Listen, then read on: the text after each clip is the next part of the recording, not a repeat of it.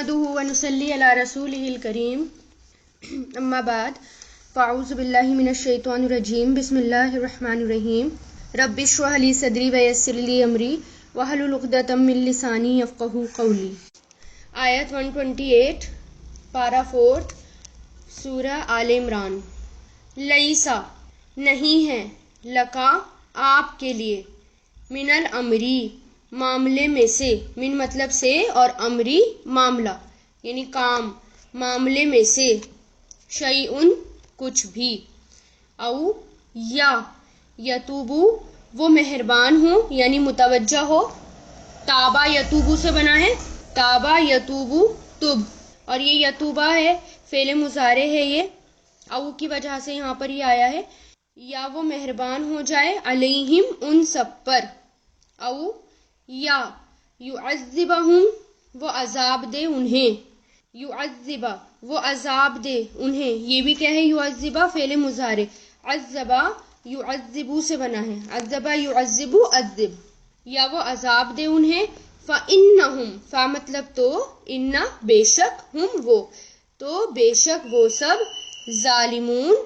ज़ालिम हैं, नहीं है आप पर मामले में से कुछ भी, या वो मेहरबान हो उन पर यानी अल्लाह ताला के बारे में है, या वो अजाब दे उन्हें यानी अल्लाह की मर्जी, अल्लाह चाहे तो उन्हें अजाब दे या अल्लाह ताला उन्हें हिदायत दे दे, औ या अजाब दे उन्हें तो बेशक वो जालिम है। ठीक है, या तो अल्लाह ताला माफ कर सकते हैं या अजाब दे सकते हैं। अब देखें आप सल्लल्लाहु अलैहि वसल्लम जब जंग ओहद का वाक़या है ना, पीछे जंग ओहद का जिक्र हो रहा था, तो जंग ओहद में आप सल्लल्लाहु अलैहि वसल्लम के 2 दांत मुबारक शहीद हो गए थे, तो आपके सर पर भी जख्म आया था, आपने अपने चेहरे से खून पोंछा और आप फरमा रहे थे कि ऐसी कौम कैसे फला पाएगी जिसने अपने नबी का सर जख्मी कर दिया और दांत तोड़ दिया, हालांकि उन्हें अल्लाह की तरफ वो बुला रहा था। ये मुस्लिम की रिवायत है। तो इस पर अल्लाह ताला ने कहा कि आपको उनके मामले में कोई इख्तियार नहीं है कि अल्लाह ताला चाहे तो उन्हें अजाब दे और चाहे तो उन्हें माफ कर दे। हमें कभी भी जजमेंटल, एकदम से जजमेंटल नहीं होना चाहिए, ठीक है ना। और वो आप क्योंकि आपके दांत मुबारक शहीद हो गए थे, आपको बहुत चोट भी आई थी, तो आपके मुंह से ऐसा निकल गया था कि वो कौम कैसे फला पाएगी जिसने अपने नबी को जख्मी कर दिया, जबकि उनका नबी उनको ये बता रहा था कि अल्लाह की तरफ आओ, यानी अल्लाह की तरफ बुला रहा था वो, उसके बावजूद उन्होंने अपने नबी को जख्मी कर दिया।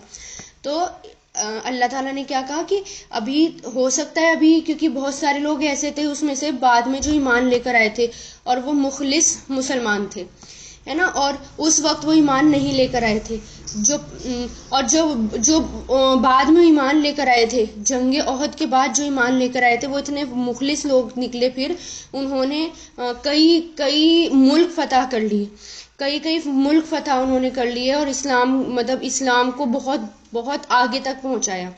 तो हमें अगर सामने कोई सिचुएशन नज़र आ रही है और इस वक्त बुरी नज़र आ रही है, हो सकता है आगे चलकर वो अच्छी हो जाए, अल्लाह ताला उसको बदल दे, तो इसलिए इंसान को कभी भी बहुत जल्दी जजमेंटल नहीं होना चाहिए। इसलिए अल्लाह ताला ने क्या कहा कि ये मामला तो अल्लाह ताला की तरफ है, अल्लाह ताला जिसको चाहे अजाब दें, जिसको चाहे हिदायत दे दें या बख्श दें। फिर देखें वलिल्लाही और अल्लाह के लिए है, माफिस समावात जो कुछ आसमानों में है, वमा और जो फिल अर्दी जमीन में है, यगफिरु वो बख्श देता है, यगफिरु वो बख्श देता है।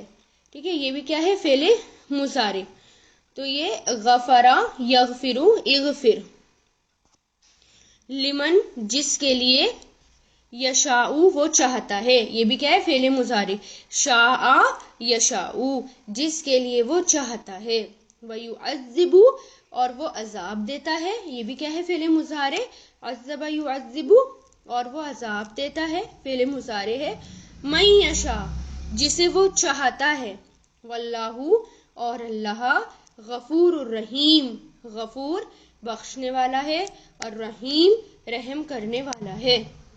यानी आसमान और ज़मीन اور جو کچھ اس کے اندر ہے وہ سب اللہ تعالیٰ کا ہے. اس لیے اللہ تعالیٰ جس کو چاہیں بخش دے اور اللہ تعالیٰ جس کو چاہیں عذاب دے. اللہ تعالیٰ کون ہے؟ غفور الرحیم ہے. اس لیے اگر انسان سے غلطیاں ہو جائیں، بھول ہو جائے، تو ہمیں کیا کرنا چاہیے؟ پلٹ کر اللہ تعالیٰ کے سامنے جانا چاہیے اور اس سے معافی مانگنی چاہیے، کیونکہ اللہ تعالیٰ غفور الرحیم ہے. اللہ تعالیٰ کی رحمت اللہ تعالیٰ کے غصے پر چھائی ہوئی ہے. حدیث قدسی میں آتا ہے نا کہ میری رحمت میرے غصے سے وسیع ہے، میری رحمت جو ہے میرے غصے پر چھائی ہوئی ہے، کیونکہ اللہ تعالیٰ کی رحمت ہی ہے جو اللہ تعالیٰ کے غصے پر غالب آ جاتی ہے. تو جب انسان سے بھول ہو جاتی ہے، خطائیں ہو جاتی ہیں، گناہ ہو جاتے ہیں، کتنے بھی بڑے بڑے گناہ ہو جائیں اپنے آدم سے، بہت چاہے کتنا بڑا گناہ ہو جائے، لیکن اگر وہ سچے دل سے پلٹ کر اللہ تعالیٰ کی طرف واپس جائے گا اور سچے دل سے معافی مانگے گا، تو اللہ تعالیٰ کون ہے؟ غفور الرحیم ہے. کیونکہ ہر چیز اللہ تعالیٰ کی، آسمان اور زمین اور اس کے درمیان جو ہے وہ سب اللہ تعالیٰ کی ہے. اور جب ہم یہ چاہتے ہیں کہ اللہ تعالیٰ ہمیں معاف کر دے، ہمیں بھی معاف کرنا سیکھنا ہوگا دنیا میں بھی، کیونکہ اللہ تعالیٰ اس کو قیامت کے دن معاف کریں گے جو لوگوں کو دنیا میں معاف کر دیا کرتا تھا، لوگوں کے ظلم کو، لوگوں کی زیادتیوں کو، لوگوں کے تانوں کو، لڑائی جھگڑوں کو جو دنیا میں معاف کر دیتا ہے، پھر اللہ تعالیٰ قیامت کے دن اس کے سارے گناہ، اس کی خطائیں اللہ تعالیٰ معاف کر دیں گے. پھر دیکھیں آیت 130، یا ایھا الذین آمنو، اے لوگو جو ایمان لائے ہو، آمنو ایمان لائے ہو، اے لوگو جو ایمان لائے ہو، لا تاکلو نہیں تم سب کھاؤ، لا مطلب نہیں، تاکلو تم سب کھاؤ. کس سے بنا ہے؟ اکلا سے. اکلا یاکلو فعل مضارع، اور کل چھوٹے کاف سے کل امر ہے اس کا. تو اے لوگو جو ایمان لائے ہو نہیں کھاؤ ربا، سود، انٹرسٹ، ربا، اضعافن کئی گنا، اضعافن ڈبلڈ، اضعافن جو ہے کئی گنا کے لیے بھی آتا ہے اور ڈبلڈ کے لیے بھی آتا ہے. مضاعفتن بڑھا چڑھا کر، مضاعفتن یعنی ملٹیپلائی کر کے، کئی گنا کر کے، بڑھا چڑھا کے. واتقوا اللہ اور ڈرو اللہ سے، لعلکم تاکہ تم تفلحون فلاح پا جاؤ، کامیاب ہو جاؤ. تفلحون فعل مضارع ہے، کامیاب ہونا، سکسیسفل ہونا. افلح یفلح افلیح. اب دیکھیں اچانک سے بیچ میں جنگ احد کے بیچ میں اچانک سے سود کا ذکر کیوں آ گیا؟ ٹھیک ہے، جنگ احد چل رہی ہے اور سود کا ذکر آ گیا. تو دیکھیں یعنی یہاں اللہ تعالیٰ کیا کہہ رہے ہیں؟ یا ایھا الذین آمنو، اے لوگو جو ایمان لائے ہو، لا تاکلو نہیں تم سب کھاؤ، ربا سود، انٹرسٹ، اضعافن بڑھا کر دگنا، مضاعفتن کئی گنا، یعنی بڑھا چڑھا کر بھی کر سکتے ہیں اس کو، اور مضاعفتن کئی گنا. واتقوا اللہ اور ڈرو اللہ سے، لعلکم تاکہ تم تفلحون فلاح پا جاؤ. اب جنگ احد کے موقع پر مکہ کے مشرکین نے کچھ تیاری اس طرح بھی کی تھی کہ سود پر یعنی انٹرسٹ پر قرضہ لے کر جنگ کی تیاری کی تھی. تو کسی بھی مسلمان کے من میں اگر یہ خیال ہو سکتا ہے کہ مسلمان بھی جنگ کی تیاری میں یہ کر سکتے ہیں، قرضہ لے کر، سود پر قرضہ لے کر کر سکتے ہیں، تو یہاں پر اللہ تعالیٰ نے بالکل منع کر دیا کہ کسی بھی طریقے سے سود لینا، قرض لینا، وہ بھی انٹرسٹ پر بالکل حرام ہے. یہاں سود کو کئی گنا بڑھا چڑھا کر کھانے کا ذکر آیا ہے. اس کا مطلب یہ نہیں کہ کم جو ہے اس کی اجازت ہے، بلکہ کیا کہ تھوڑا بھی نہیں اور زیادہ بھی نہیں. اور کسی بھی کام کے لیے انٹرسٹ جو ہے وہ جائز نہیں ہے، چاہے جنگ ہو، چاہے جنگ کے لیے لی جائے. سود پر انٹرسٹ پر قرضہ لینا بالکل بھی جائز نہیں ہے. اور پھر دیکھیں مشکل بھی جب آتی ہے نا، جنگ احد کے ساتھ اس کا بھی ذکر آیا، تو مشکل جب آئی تو مال کی محبت کی وجہ سے بھی مشکل آتی ہے. مال کی محبت انسان کے لیے ناکامی کا باعث بنتی ہے، اور انسان اس کے اندر مشغول ہو کے، مال کی محبت میں مشغول ہو کر انسان ناکامیاب ہو جاتا ہے. دنیا میں بھلے ہی اس کو لگ رہا ہو کہ میں ترقی کر رہا ہوں، لیکن آخرت میں وہ ناکامیاب ہو جاتا ہے.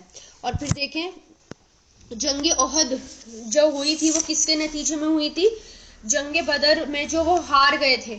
ٹھیک ہے، جب ہار گئے تھے تو ان کو اپنا بدلہ لینا تھا. اور پھر جنگ بدر بھی کیوں ہوئی تھی؟ جنگ بدر رمضان میں ہوئی تھی 2 ہجری میں. تو اس میں اس کی وجہ کیا تھی؟ مال تھا. مال وجہ تھی اس کی کہ آپ صلی اللہ علیہ وسلم ابو سفیان کے ساتھ اس کے قافلے کو گرفتار کرنے کے ارادہ سے نکلے تھے.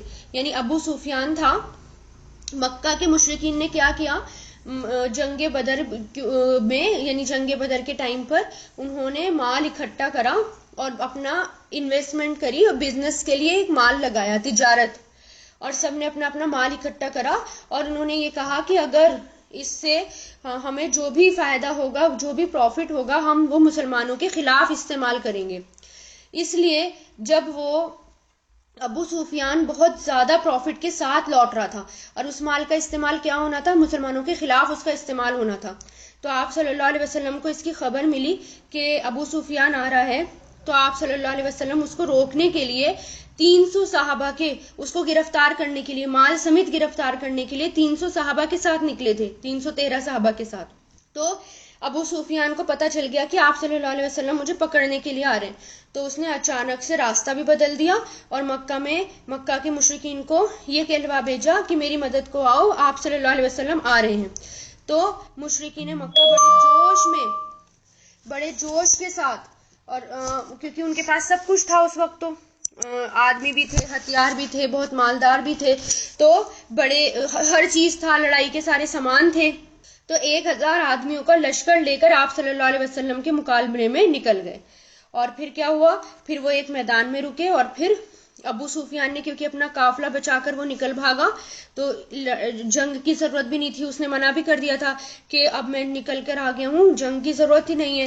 لیکن ابو جہل، ابو لہب، ان کو لگا کہ ہم واپس کیسے جائیں، یہ تو جو ہے اب تو ہم نکل گئے، اب تو ہم جو ہے بھلے ہی ہم عید بنا کر آئے، وہاں پر عیش کر کے آئے، لیکن اب تو ہم نکلیں گے.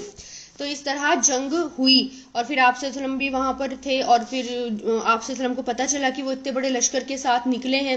تو وجہ کیا تھی؟ مال تھی. اور پھر جنگ ہوئی، جنگ بدر کے مقام پر، پھر وہ وہاں پر پہلے انہوں نے پڑاؤ ڈالا اور اچھی جگہ انہوں نے لے لی، اور پھر اس کے بعد اللہ تعالیٰ نے مسلمانوں کی مدد کری. مخلص مسلمان تھے نا، تو جنگ شروع ہوئی. جنگ شروع ہونے سے پہلے اللہ تعالیٰ نے بارش بھی کری. بارش سے کیا ہوا، مسلمان جو تھے ان کے لیے زمین بہت اچھی ہو گئی، پانی ہو گیا، اور سارا بہتا ہوا پانی کس کی طرف گیا؟ مشرکین کی طرف گیا. اس سے وہاں پر کیچڑ ہو گئی. اللہ تعالیٰ نے آندھی بھی بھیجی، اللہ تعالیٰ نے فرشتے بھی بھیجے، اتنی زیادہ مدد کی مسلمانوں کی.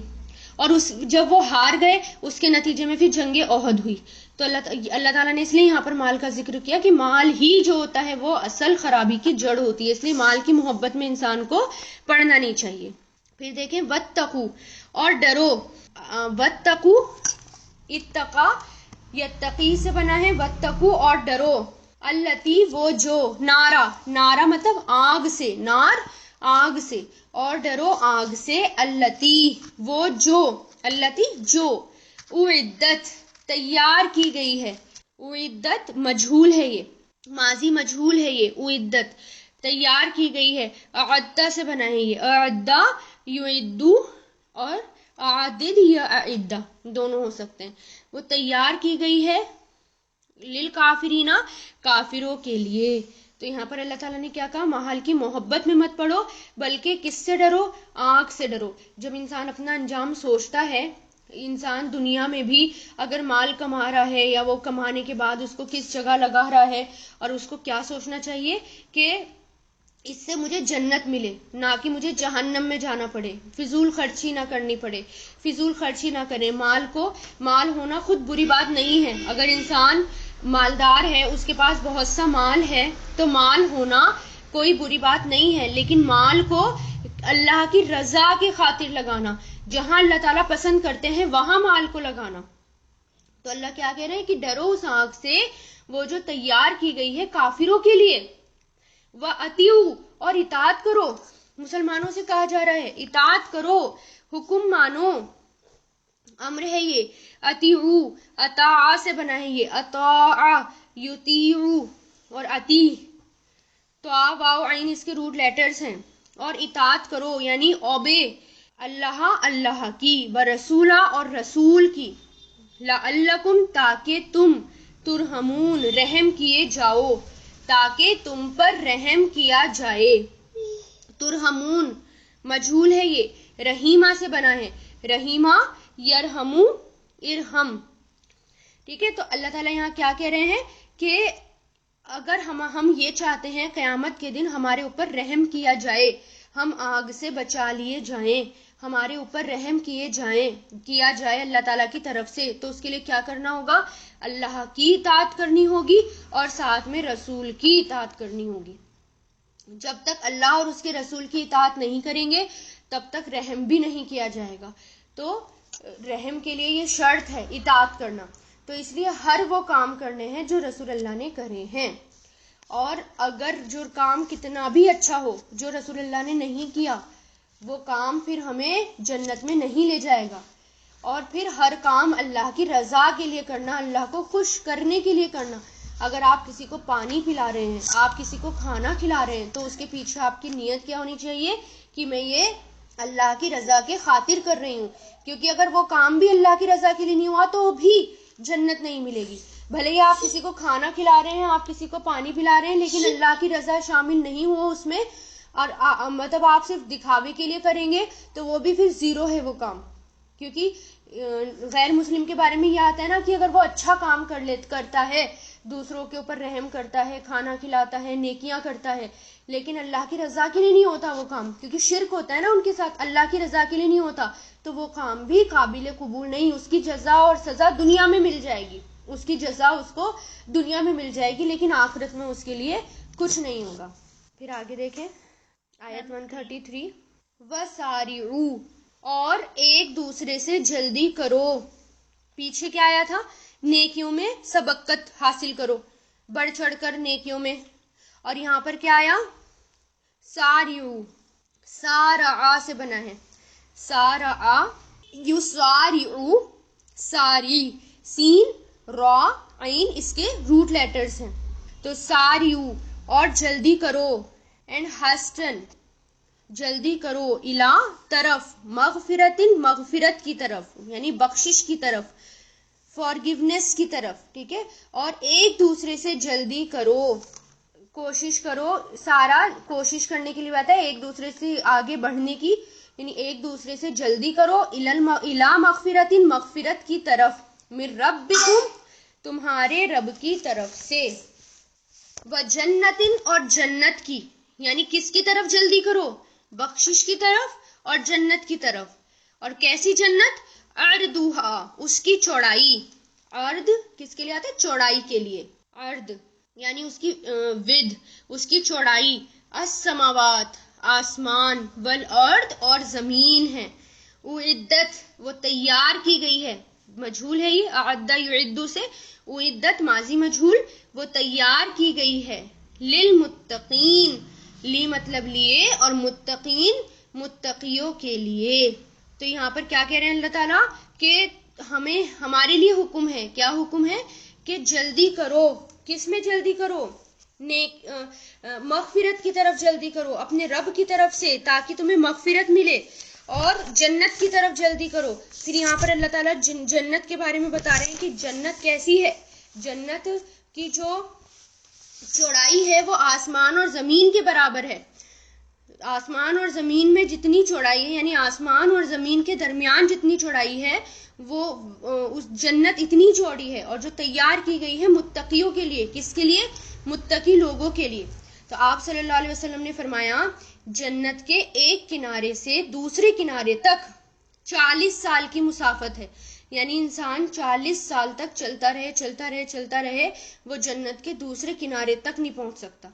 اور جنت پر ایک دن ایسا آئے گا کہ وہ لوگوں کے رش کی وجہ سے بھری ہوئی ہوگی، وہاں کی خوبصورتی کا کیا کہنا، لیکن اگر دنیا کے گھروں کے لیے سب کوشش لگا دی جائے اور وہاں کے لیے محنت نہ کی جائے تو قیمتی چیزیں صرف تمناؤں سے نہیں ملتی۔ مطلب کیا؟ کہ جنت جو ہے اتنی بہترین ہے اور اتنی اچھی ہے کہ انسان اس کے لیے، یعنی دنیا کے گھروں کے لیے کوشش کرے لیکن جنت کے لیے کوشش نہ کرے، تو جنت تو سب سے قیمتی چیز ہے، دنیا کے گھر تو کچھ بھی نہیں ہے، دنیا میں تو آپ کتنا بھی ڈیکوریٹ کر لیں گھر کو، دنیا میں محل بنا لیں، لیکن جنت تک تو پہنچ ہی نہیں سکتے۔ اور پھر انسان جو ہے سب سے زیادہ ہمارے سامنے جو بدعت ہے نا وہ آسمان اور زمین کی ہے جو ہم دیکھتے ہیں، اس لیے اللہ تعالیٰ نے آسمان اور زمین سے اگزامپل دے کر ہمیں سمجھایا۔ اس سے زیادہ جنت تو اس سے زیادہ وسیع ہے، آسمان اور زمین، اور بہت بڑی ہے جنت. تو اس کے بارے میں آگے کے پاروں میں آئے گا کہ کتنی خوبصورت ہے وہ جنت. تو اللہ تعالیٰ کیا کہہ رہے ہیں، اس کی طرف کوشش کرو، اس کی طرف جانے کی کوشش کرو، بجائے یہ کہ آپ دنیا کے گھروں کو بنانے کی کوشش کریں، دنیا کے گھروں میں مصروف رہیں. بہتر کیا ہے کہ جنت کا گھر پانے کی کوشش کرو جس میں صرف آرام ہی آرام ہے. ایک بار محنت کرنی ہے، دنیا میں محنت کرنی ہے، تھوڑی سی محنت ہے. جب انسان مر جائے گا تو پھر مرنے کے بعد اس کو یہ محنت جو ہے نا بہت تھوڑی لگے گی اپنی. ایک جو انسان سارا دن سجدوں میں رہے، یعنی رات بھر سجدوں میں رہے اور دن میں اللہ کے راستے میں نکلے، جہاد میں نکلے اور شہید ہو جائے، اور اس کے بعد جب اس کو جنت ملے گی اور جو جنت میں جائے گا تو وہ یہ کہے گا کہ میں نے اتنی محنت نہیں کری تھی کہ مجھے اتنی اچھی چیز مل جاتی. یعنی جنت تو صرف اللہ کی رحمت کی وجہ سے ملے گی، ورنہ اگر انسان اپنی پورا ایک ایک پل بھی اللہ کی اطاعت میں لگا دینا تو وہ جنت کی قیمت پھر بھی نہیں ادا کر سکتا. جنت صرف اور صرف اللہ کی رحمت سے مل سکتی ہے. تو اس لیے اللہ کے تقویٰ کے کام کرنے ہیں، وہ کام کرنے ہیں جو اللہ تعالیٰ نے قرآن اور سنت کے ذریعے بتا دیے. اپنے آپ کوئی کام نہیں ایجاد کرنا، کوئی نئی انوینشن نہیں لے کر آنی، کیونکہ اگر کوئی کام اچھا ہوتا تو وہ آپ صلی اللہ علیہ وسلم کے ذریعے ہم تک پہنچ گیا، جتنے بھی اچھے کام ہیں. اب اس کے علاوہ کوئی اچھے کام چاہے وہ کتنا بھی اچھا ہو ہماری نظروں میں، ہمیں وہ ایجاد نہیں کرنا. جیسے کہ کیا ایجاد کر لیا، آپ صلی اللہ علیہ وسلم کا برتھ ڈے بنانا شروع کر دیا، عید میلاد النبی، اور پھر جو شب برات ہوتی ہے اس دن کو عید بنا دیا. نئی بدعت، برتھ ڈے کو ہم ایسا سوچتے ہیں کہ کتنی بڑی چیز ہے، اور جبکہ وہ بدعت ہے، نئی چیز ایجاد کرنا ہے. کیونکہ آپ صلی اللہ علیہ وسلم کے اور آپ کے صحابہ نے، آپ کے اہل بیت نے وہ کام نہیں کیا، اور ہم نے وہ کام کرنا شروع کر دیا، اور ہم اس کام کو کتنا اچھا سمجھتے ہیں. ہم نے جو ہے دوسروں کے کلچر کو اڈاپٹ کرنا شروع کر دیا. تو کیا ان سب کاموں سے ہمیں جنت ملے گی؟ جنت تو صرف اطاعت کا نام ہے، کیونکہ پہلے بھی آ گیا، صرف اطاعت. اور کس کی؟ اللہ اور اس کے رسول کی. اگر آپ صلی اللہ علیہ وسلم کا برتھ ڈے بنانا اتنا اچھا ہوتا تو صحابہ کرام سب سے آگے ہوتے، سب سے پہلے وہ بناتے، کیونکہ ہم سے زیادہ محبت وہ کرتے تھے. کیونکہ ہماری محبتیں تو صرف زبانی محبت ہیں، ہم تو صرف کہتے ہیں کہ ہم محبت کرتے ہیں، لیکن ہم کر کے کچھ نہیں دکھاتے. محبت کے نام پر ہم کچھ نہیں کرتے. اگر واقعی رسول اللہ سے سچی محبت ہے تو ان کو فالو کریں نا، ان کے پیچھے چلیں. اب سب سے چھوٹا ایگزامپل میں آپ کو دوں بدعت کا. سب سے چھوٹا ایگزامپل، جو ہم وضو کرتے ہیں، ہم گناہ کرتے ہیں. آپ صلی اللہ علیہ وسلم نے کتنے پانی میں وضو کری تھی؟ اگر آپ سب کو پتا ہو، آدھا لیٹر پانی میں، آدھا لیٹر سے تھوڑا سا فالتو ہو جاتا تھا یا کم ہو جاتا تھا. صرف اتنے پانی میں آپ صلی اللہ علیہ وسلم اور صحابہ کرام وضو کیا کرتے تھے، ہے نا. اور اس سے تھوڑا سا زیادہ پانی ہوتا تھا، لگ بھگ 2.5 لیٹر پانی، اس میں آپ صلی اللہ علیہ وسلم جنابت کا غسل کیا کرتے تھے. اور ہم کیا کر رہے ہیں؟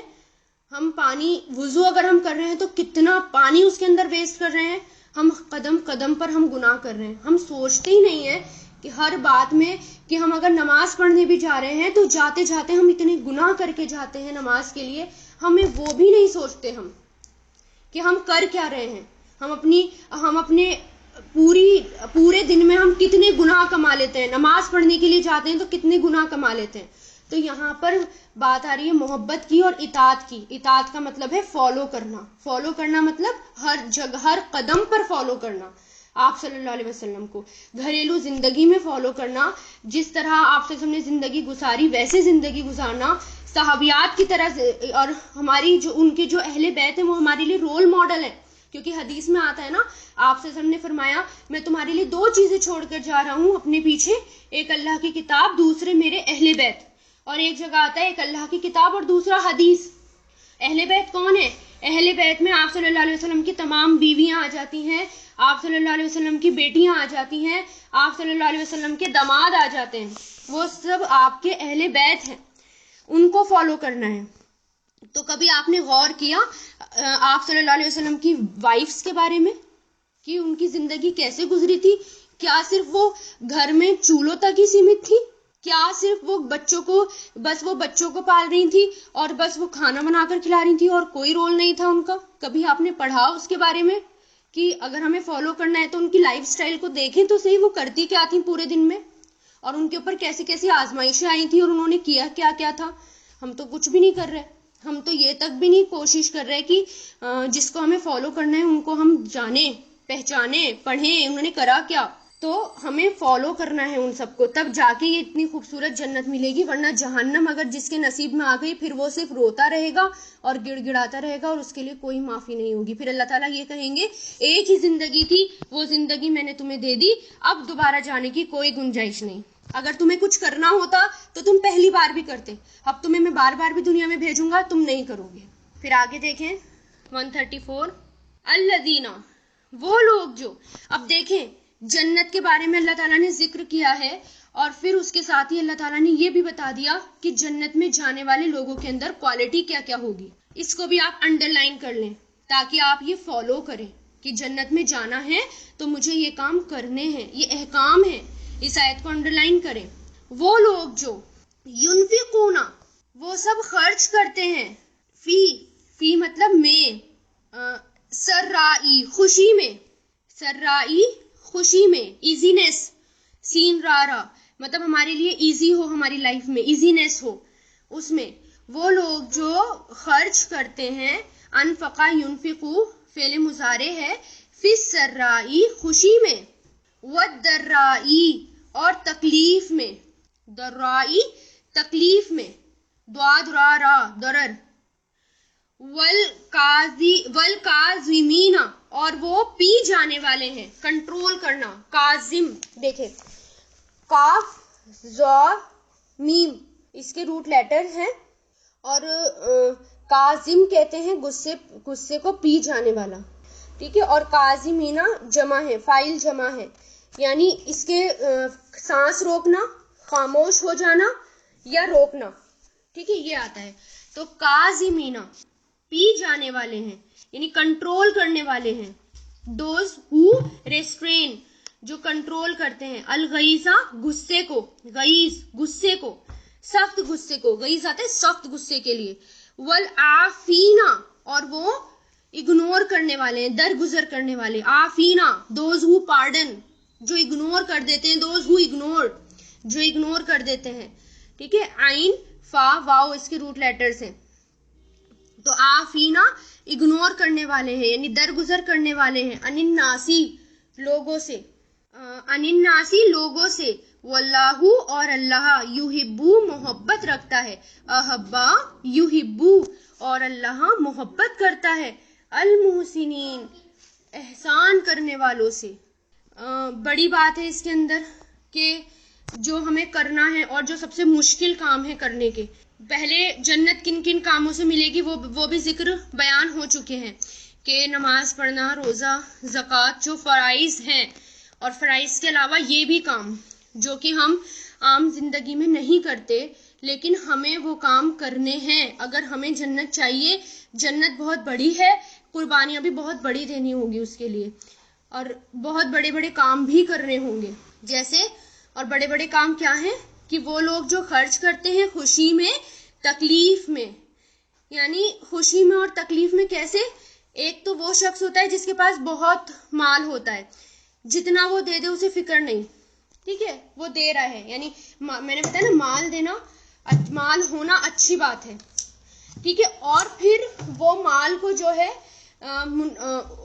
ایسی چیزوں پر خرچ کرنا، ایسی چیزوں پر خرچ کرتا ہے جس سے اللہ تعالیٰ راضی ہو جائیں، ٹھیک ہے، وہ بھی اچھی بات ہے کہ آپ خوشی میں یعنی آپ کے پاس بہت مال ہے اور آپ اللہ کے رضا کے خاطر اللہ تعالیٰ کے لیے خرچ کر رہے ہیں۔ اور پھر تکلیف میں ایک وہ شخص ہوتا ہے یعنی اس کے پاس اتنا مال ہوتا ہے کہ وہ اپنی ضرورت پوری کر لیتا ہے نا، اور پھر اس کے بعد ضرورت پوری کرنے کے بعد اللہ تعالیٰ کے راستے میں خرچ کر لیتا ہے۔ پھر ایک وہ شخص آتا ہے جس کے پاس مال بہت کم ہوتا ہے، اس کا دینا یعنی اس کی ضرورت بھی پوری نہیں ہو پاتی لیکن پھر بھی وہ اپنے اس میں سے مال میں سے وہ اللہ کے راستے میں نکالتا ہے، لوگوں کو دیتا ہے، اس کا دینا سب سے زیادہ پسندیدہ ہوتا ہے، ٹھیک ہے۔ ایک عورت کا جیسے واقعہ آتا ہے کہ اس کے پاس صرف اتنا ہی آٹا ہوتا تھا کہ وہ جو ہے اپنے بچوں کے لیے بس جتنے بچے تھے اتنی روٹیاں بنا لے، 6 یا 7 روٹیاں بنا لے. تو اس کے لیے وہ طریقہ کیا تھا اس کو اللہ کی راہ میں دینے کا کہ وہ ہر آٹے میں سے تھوڑا تھوڑا سا آٹا کم کر کے ایک فالتو روٹی بنا کے اللہ کے راستے میں دیتی تھی. اس بات سے اس کو بخش دیا گیا. تو وہ اتنا بڑا ہے یہ دینا، یعنی کم میں سے دینا بہت زیادہ پسندیدہ ہے.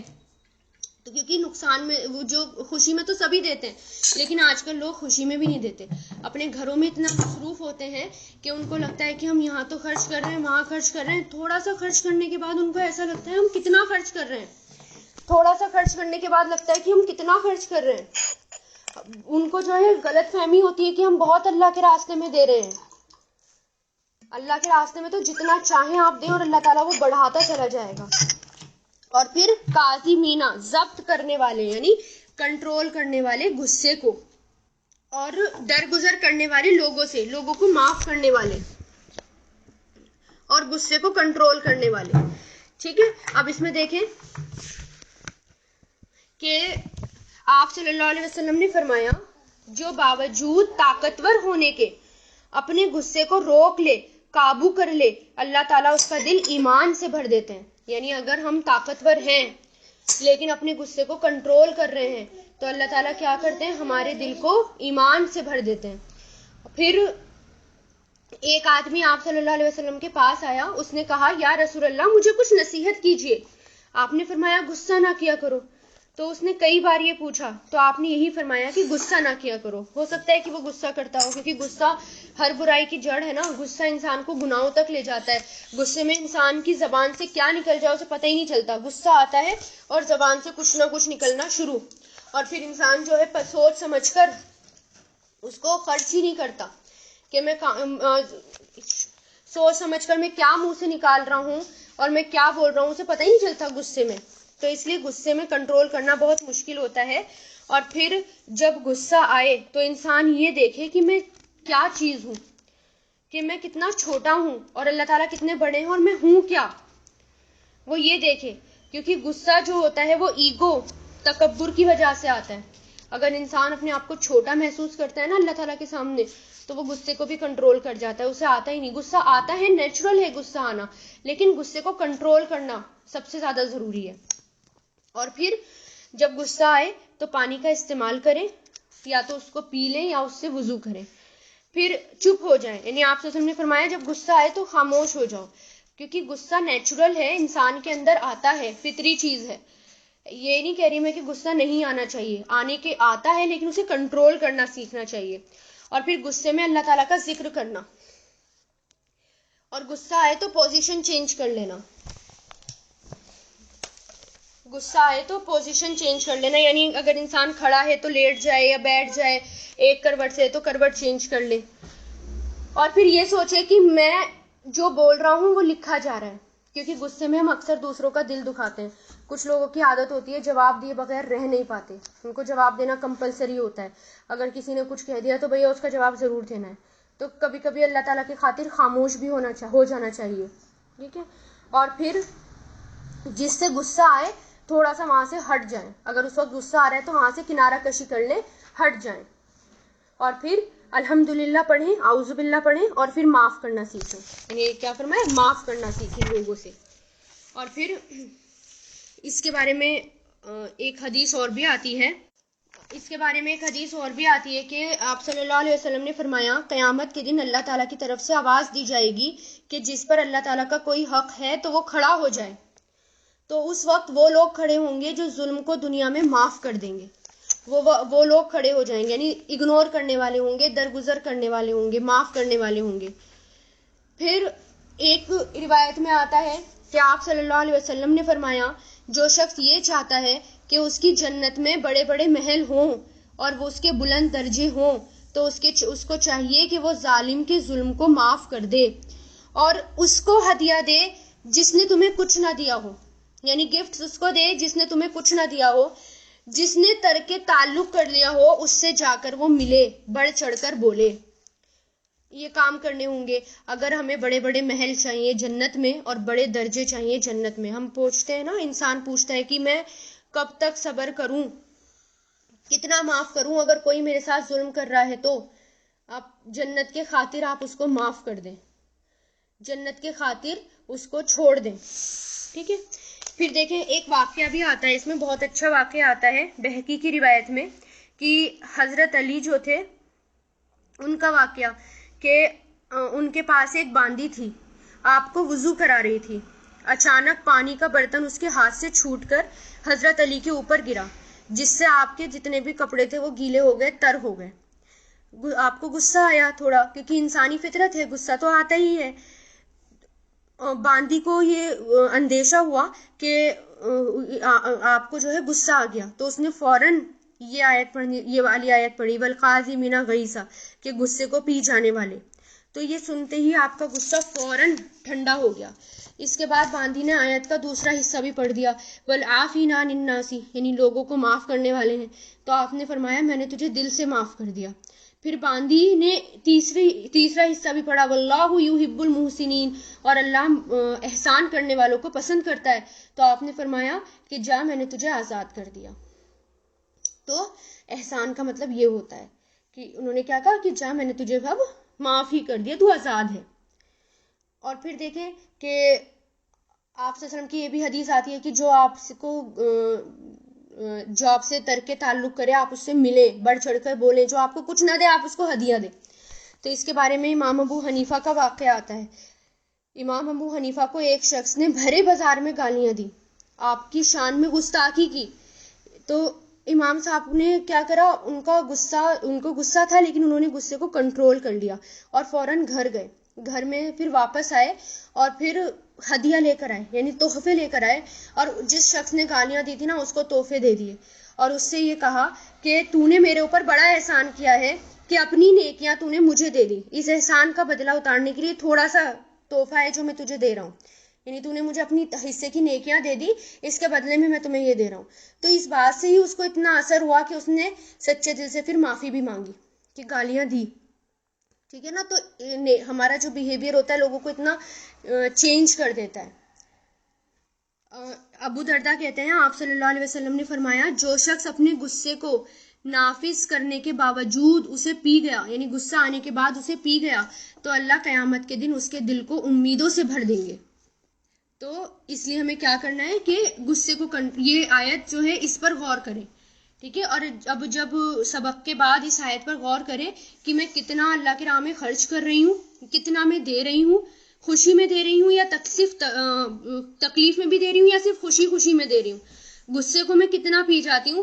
غصہ جو ہے سب سے زیادہ جب بچے ہمیں پریشان کرتے ہیں نا، تب اپنے آپ کو آپ جو ہے جج کریں کہ واقعی کیا میں غصے کو پی جانے والی ہوں. کیونکہ گھر میں بچوں کو جب بچے پریشان کرتے ہیں تب سب سے زیادہ غصہ آتا ہے، مائیں آؤٹ آف کنٹرول ہو جاتی ہیں. تو ہر اس میں ہمیں غصے کو کنٹرول کرنا ہے، ہر لیول پر، ہر جگہ پر. اور کتنا میں معاف کرنے والی ہوں لوگوں کو، اپنے رشتہ داروں کو، اپنے دیورانی ہو گئی، جٹھانی ہو گئی، بہنیں ہو گئی، گھر والے ہو گئے، باہر والے ہو گئے، میرے ساتھ کیا بیہیویئر ہے ان کا اور میں کیا معاف کر دیتی ہوں. اپنے آپ سے کویشچن کریں اور اپنے آپ کو جج کریں، اس آیت کے اکارڈنگ، اس آیت کو رکھ کر اپنے آپ کو جج کریں. والذین، اور وہ لوگ جو اذا، جب، فعلوا، وہ کرتے ہیں، اذا فعلوا، فعلوا جو ہے یہ فعل ماضی ہے، فعلا فعلوا، لیکن اس کے معنی ہم فعل مضارع میں کر رہے ہیں. اور کیوں کر رہے ہیں؟ اذا کی وجہ سے. جب اذا لگ جاتا ہے تو ماضی کے معنی مضارع میں چلے جاتے ہیں. اور وہ لوگ جب کرتے ہیں فاحشتن، بے حیائی، فاحش فحش کام یعنی بے حیائی، او یا ظلموا، وہ ظلم کرتے ہیں، ظلموا، تو یہاں پر بھی یہ کیا ہے؟ فعل ماضی ہے، او کی وجہ سے ہم اس کے معنی مضارع میں کر رہے ہیں. اور ظلم کرتے ہیں انفسہم، اپنی نفسوں پر، اپنے آپ پر، ذکروا، وہ ذکر کرتے ہیں، یہاں پر بھی او اپلائی ہو رہا ہے اس کی وجہ سے. ذکرا یذکروا فعل مضارع، تو یہ ذکروا کیا ہے؟ فعل ماضی ہے، معنی مضارع میں کر رہے ہیں. اور وہ یاد کرتے ہیں، ذکر کرتے ہیں اللہ کا. فاستغفروا، تو وہ معافی مانگتے ہیں، فا مطلب تو، استغفروا وہ معافی مانگتے ہیں، استغفر یستغفروا فعل ماضی ہے، اس کے معنی بھی مضارع میں ہو رہے ہیں، لذنوبہم اپنے گناہوں کے لیے، لی مطلب لیے، ذنوبہم اپنے گناہوں کے لیے، ذنب کی جمع ذنوب ہے، ومن اور کون ہے جو، و مطلب اور، من مطلب کون، من کویشچن کے لیے آیا یہاں پر، کون ہے جو یغفرو بخش دے گا، بخش دے فعل مضارع، غفر یغفرو ذنوبا گناہوں کو، اللہ سوائے، اللہ اللہ کے، ولم اور نہیں، یسرو وہ اصرار کرتے، یسرو پرسسٹ کرنا، اصرار کرنا، اسرا یسرو اسر سواد را، اور نہیں وہ اصرار کرتے یعنی دوبارہ کرنا، دوبارہ اس کو کرنا، الا اس پر جو، فعلو انہوں نے کیا، وہم اور وہ، یعلمون جانتے ہیں، علیما یعلمون اور وہ جانتے ہیں، یعنی اب اللہ تعالیٰ کہہ رہے ہیں کہ وہ لوگ جو جب وہ کرتے ہیں کوئی بے حیائی، یعنی ہو جاتی ہے بے حیائی، ہو گئی، کوئی گناہ ہو گیا، ظلم ہو گیا اپنے آپ پر، پھر فوراً ایک دم سے ان کو ریئلائز ہوتا ہے کہ نہیں یہ تو میں نے گناہ کر دیا، فوراً ان کو اس بات کا ریئلائزیشن ہوا، ٹھیک ہے، اور پھر ایک دم سے انہوں نے اللہ تعالیٰ سے معافی مانگ لی، واستغفروا اور پھر وہ معافی مانگتے ہیں، یعنی گناہ ہو گیا کیونکہ انسان ہے، انسان سے تو گناہ ہو جاتے ہیں، شیطان جو ہے اس کی فوجیں لگی رہتی ہیں ہر وقت اس کو گناہ میں ڈالنے کے لیے، تو گناہ کر بیٹھتا ہے انسان، لیکن فوراً اپنے گناہوں کی معافی مانگ لے تو اللہ تعالیٰ اس کو بخش دیتے ہیں، اور پھر وہ دوبارہ نہیں کرتے، یعنی اور وہ نہیں اصرار کرتے، یعنی غلطی کو چھوڑ دیتے ہیں، اصرار کرنا یعنی سواد رارا غلطی کو مکمل چھوڑ دینا، اور وہ اس کو چھوڑ دیتے ہیں، تو ایسے لوگوں کے لیے کیا ہے، اولئک یہی لوگ ہیں، جزاؤہم بدلہ ان کا، جزا کسے کہتے ہیں، بدلے کو، ان کا بدلہ، مغفرت مغفرت ہے، بخشش ہے، من ربہم ان کے رب کی طرف سے، وجنات اور باغات ہیں، تجری بہتی ہیں، من تحتہا ان کے نیچے سے، من مطلب سے، تحت نیچے، اس کے نیچے سے، انہار نہریں، نہر کی جمع انہار، خالدین ہمیشہ رہنے والے ہیں، خالدین ہمیشہ رہنے والے ہیں، فیہا اس میں، ونیما اور کتنا اچھا ہے، نیما نیما آتا ہے کتنے اچھے کے لیے، اور کتنا اچھا ہے، اجر اجر مطلب بدلہ، عاملین عمل کرنے والوں کا، عاملین عملہ یعملو سے، اور کتنا اچھا ہے بدلہ عمل کرنے والوں کا، تو دیکھیں یہاں پر کہ اللہ تعالیٰ یہاں کیا کہہ رہے ہیں، اب اگر گناہ ہو جائیں، شیطان کیونکہ ہر وقت انسان کے پیچھے ہوتا ہے، جو نقصان ہوتا ہے اور پھر گناہوں کی معافی مانگ لیتے ہیں، یعنی جو ڈیمیج ہو گیا ڈیمیج کنٹرول کرتے ہیں، اور بار بار غلطیاں دہراتے نہیں ہیں، اور اپنے مقصد کو دھیان دیتے ہیں، ہمیں کرنا کیا ہے اپنے مقصد کو دھیان دیتے ہیں، دوبارہ اس کام کو نہیں کرتے، تو ایسے لوگوں کا بدلہ کیا ہے، مغفرت ہے، یعنی ایسے لوگوں کو اللہ معاف کر دیتے ہیں۔ اب اس کا مطلب یہ نہیں کہ گناہ ہو جائے اور پھر معافی مانگے پھر دوبارہ کرے، پھر گناہ ہو جائے پھر معافی مانگے پھر دوبارہ کرے، پھر ایسے لوگوں کو پھر معافی نہیں ملتی، جیسے کہ آپ پیچھے پڑ چکے ہیں، جو گناہ میں بڑھ جاتا ہے اس کو معافی نہیں ملتی، معافی ایسے لوگوں کو ملتی ہے اگر گناہ ہو جائے، سچے دل سے معافی مانگے، دوبارہ نہ کرنے کا عہد لے اور اس کو دوبارہ نہ کرے، تو یہی لوگ ہیں کہ ان کے لیے جنتیں ہیں اور ان کے لیے اجر ہے، اجر کس کے لیے، عمل کرنے والوں کے لیے، ٹھیک ہے۔ وآخر الدعوانا ان الحمد للہ رب العالمین، سبحانک اللہم و بحمدک ونشہد ان لا الہ الا انت نستغفرک ونتوب الیک۔